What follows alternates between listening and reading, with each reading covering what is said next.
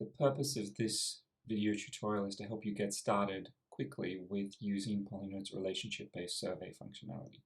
So the first thing I'm going to do is just click on the Surveys module, and you'll see that we already have a template survey available to us. And you should also have a template survey available to you in your account. So we could just open the survey and start using it directly, but what I'm going to do is actually duplicate this survey. And I'm just going to hit duplicate survey, and I'm going to call this quick start survey, like so. And now that template survey has been duplicated into a cloned survey that we'll be using. Alternatively, you can always hit the new survey button and just start a new survey without duplicating it, i.e. start from scratch. Now, if I hit open survey, this is going to take me to the survey management screen. And the first step that I see here is survey details. So by default, your survey will already be in collecting status. And you can always read more about these different inputs by hovering over the information icon here. You can change your survey name here if you want. You can upload an additional image or an optional image if you want an image associated with your survey, but we're going to leave all of that blank. You can also edit the welcome message that respondents will see when they first click on their unique link that will take them to the survey. What you see in this message has full name, and optionally you can also have first name in brackets as well, and that will be replaced by the full name or the first name of the respondents when they see this message. You can customize this message, and you can also use rich text formatting like bold, italics, headers, images, links, and so on if you choose to edit this message. But we're going to leave this message unchanged and just hit next to take us to the next step. And here, this is very much the heart of survey creation. This is where you can create new questions, edit the existing questions, and so on. What I'm actually going to do is just go to the preview button so we can see, because we cloned the template survey, what the template survey looks like when we preview it. So I'm going to hit preview, and you'll see this is the welcome message that we just saw. There was an option to edit, just saying welcome to the survey. Then I hit continue. We have an introduction, so here's some descriptive text, which just gives some instructions to the respondents. And then we have a name generator question. So it asks, please identify up to 20 people at the company who are important to your ability to accomplish your work priorities. And there's some additional context beneath this. So the respondent will just start typing some names, like so, and then be able to select those names, and then progress to the next step. Select as many as they like, deselect, and so on. So I'll just hit next. And then we have a matrix question. Please indicate whether greater access to the people that you nominated in question 1 would help you be more effective at work. So the respondents can select one of these 3 options. We'll say greater access is critical here. And then we have our KESI framework questions. So for each of the people that you nominated in question 1, please indicate whether they are a source of knowledge, energy, support, or innovation for you. And we give a definition of each of knowledge, energy, support, and innovation. So we can say, for example, respondent 1 is a source of knowledge and support, or we could leave it blank. And here we have a question that asks, on a scale of 0 to 100, how comfortable are you initiating a conversation with each of the people that you nominated in question 1? So this is a numerical slider question. So we can say very comfortable. Who do you think sets the tone for how things really get done at the company? You may select up to 5 people. So here we'll select example respondent 2 and example respondent 4, and we'll hit next. Please identify up to 5 people at the company who provide you with career-related advice and assistance. So here we'll select example respondent 5 and hit next. And now we have a couple of open text questions. Think about how your organization collaborates and communicates, what is working well,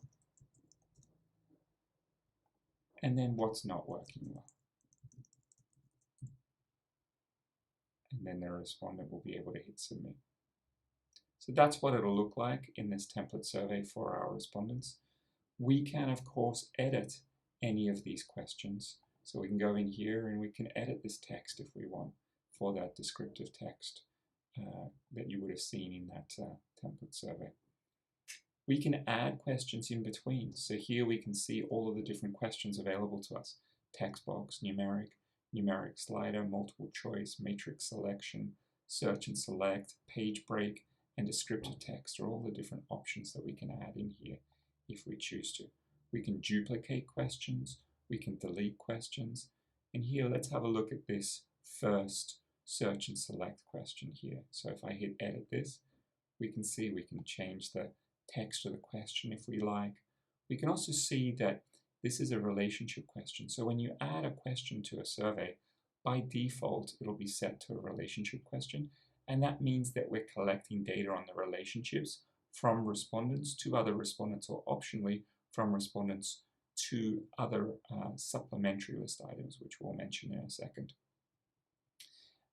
You can also make any of the question types non-relationship questions, if you like. So in which case they're just regular survey questions. So we can also change the type of the question. So here from search and selects to text box, numeric, and so on. We can make the questions compulsory by flipping this to required. And we have the option of allowing respondents to add additional names when they are responding to the relationship questions. So by default, we don't have that turned on because that can add a little bit of complexity to unbounded network collection, but there is the option for respondents to add additional names. And the default is for the source of relationships to be the respondent list, and we'll see what we mean by that respondent list in a minute or so. That means that the respondents to the survey are being asked a relationship question about the other respondents to the survey. But we can also ask relationship questions about supplementary list items. So that's a more general way of asking relationship questions. This is when we are asking respondents about, say, a superset or subset of the respondent list, or it can be things not in the respondent list at all, like values or like systems that they might use. So a supplementary list is a much more general relationship question source, if you will. And we can also ask relationship questions about the answers to earlier relationship questions. So this is where we pipe the responses from one relationship question into one or more subsequent questions, so question piping. We have a question abbreviation here, so we can have an abbreviation for this question, and this abbreviation will then determine the name of the network once we generate networks for this question, or if this is not a relationship question, the name of the attributes on the nodes. We can enforce a minimum number of selections for a relationship question or a maximum number of selections. So yeah, all of the different options, and these options vary with the different question types as well. So here we have a page break, and here we have a question that's a matrix question, and you can see we're piping from that earlier question, question 1 here. So here's an example of piping into a question. So here's our greater access question that you would have seen as we were looking at that preview. So yeah, we've got our KESI question. We've got this question on initiating a conversation, which was the slider question. We have that question on setting the tone. We also have the career-related advice and assistance question. And here we have an example of some non-relationship questions. So here you see this is just an open text question, and relationship question is set to no. And we also aren't requiring this question, so it's an optional question. And finally, our last relationship or non-relationship question, that second open text question. Like I mentioned, you can add questions in between if you like. You can also add them at the end, or you can use these buttons to add questions at the end as well. So new question, page break, or descriptive text. You can optionally reorder your questions just by hitting that move button and dragging them around. So this is how we either edit or, if you want, start a new survey from scratch by adding questions to that survey. The next item is the completion message. So here we can customize a completion message, and there's a few kind of more advanced options. If you like, view the more detailed survey tutorial that we have that looks at some of these more advanced options. The lists is a very important part of survey creation. So remember, the respondent list determines who this goes out to. And so we'll just walk through how we look at a respondent list and how we update that list. And remember that supplementary lists can be used to ask relationship questions about things that are more general than the respondent list. So a superset or subset of the respondent list, or things that are completely different to the respondents as well. They can be abstract things, they can be systems, whatever you like. So this is where we can upload a supplementary list. Again, you'll want to look at our more advanced survey tutorial, more detailed survey tutorial for information on uploading the supplementary lists. But in this quick start guide, let's just have a look at the respondent list. So here I'm going to hit download list, and that's going to download an Excel file that will contain the default respondent list. So I'll now just go here and I'll have a look at my quick start survey, this is the respondent list that's just been downloaded. And here I can see contains a tab that says respondents, and we have the names and the emails of these default respondents. First name is blank, and then ID and status and unique response URL, and then these other columns here. These are just provided by Polinode. We don't need to edit them. They're just the IDs and the status, etc. of these respondents. But what we do need to focus on is the name and the email, and optionally the first name column as well. And I'm going to show you how we can update this respondent list. So the first thing I'm going to do is just delete the defaults here, like so. And I'm going to add a couple of respondents for us to upload. So the first one we'll call Jane Citizen, and we'll give Jane Citizen this email, janecitizen@polinode.com, and her first name is Jane. And then the second one we'll create is John Citizen,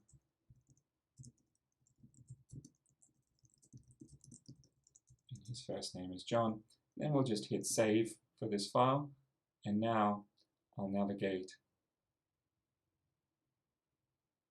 back to our surveys, and I'm just going to hit update list. So you're always going to want to download your list for your survey, make any edits you like, because it should always be a full list that you upload. It's never an incremental list. And now I'm just going to hit update list, select that file that I've edited, and now that list has been updated.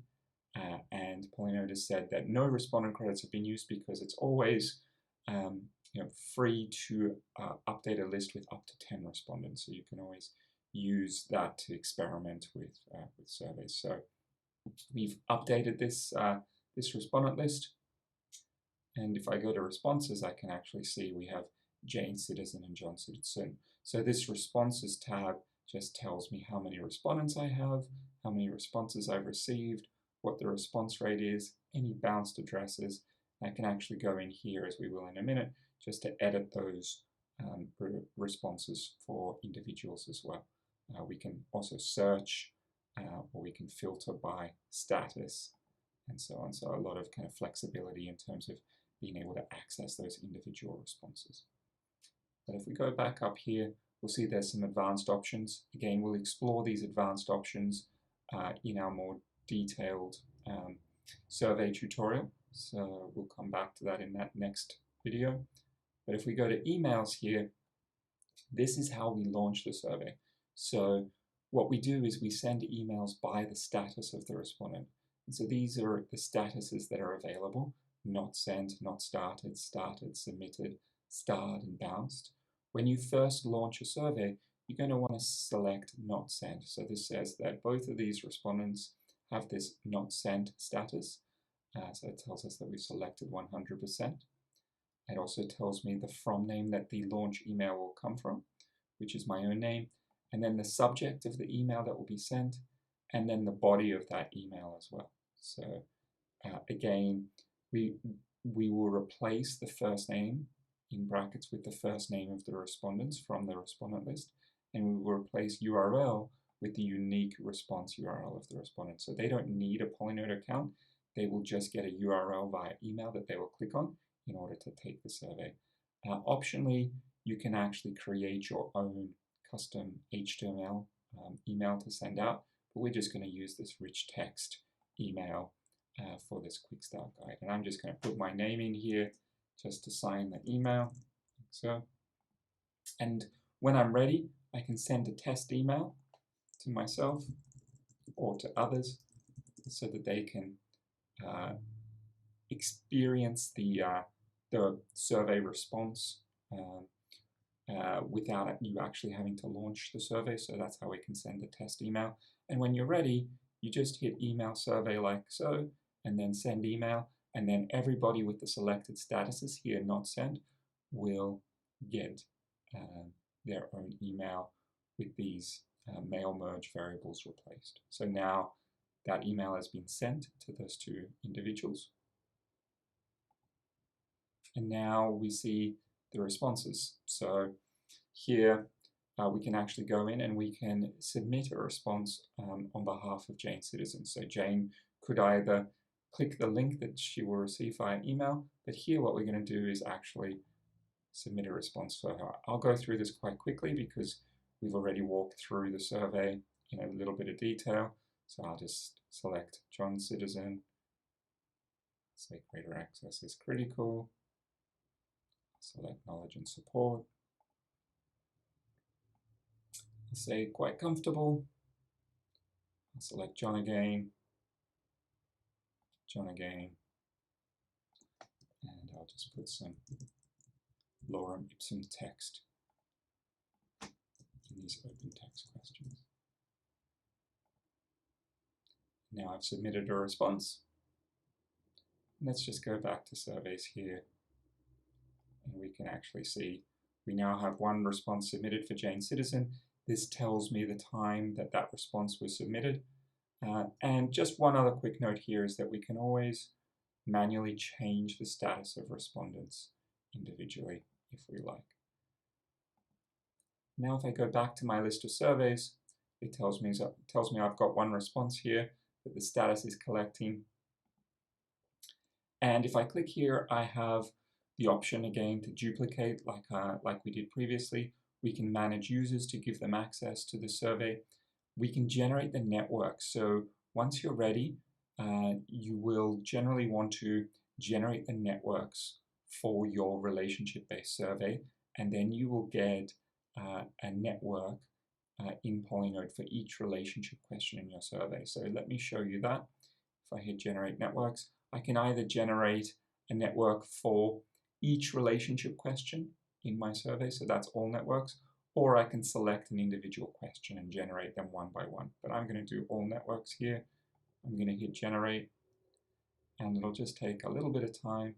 And now what we do is we get a network for each relationship question in that survey.